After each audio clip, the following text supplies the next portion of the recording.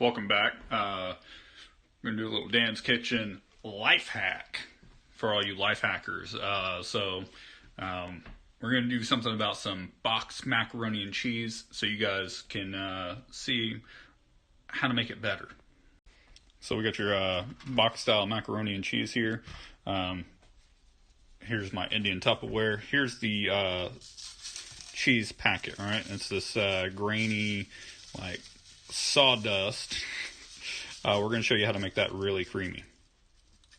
So we got it in our Indian Tupperware. We're going to dump some milk in there like this, right? And I'm just going to let that sit. I may want a little bit more milk. I don't really measure when I'm in the kitchen.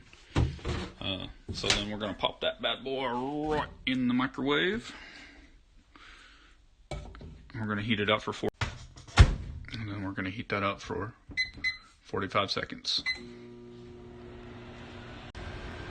Alrighty, once that comes out, we're going to use our res whisk in our res Indian Tupperware. We're just going to just mix this up.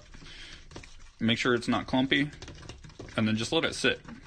And I'll show you what the consistency looks like whenever it's done setting up. Now you can see how runny that is, right?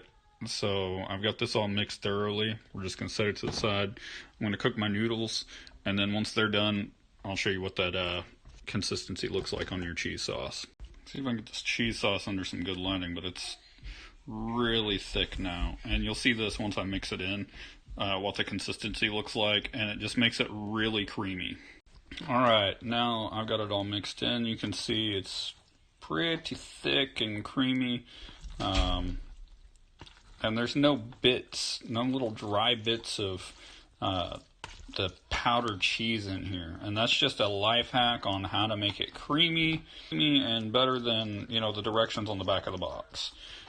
So I hope you guys like this. That is a Dan's Kitchen life hack on some boxed macaroni and cheese.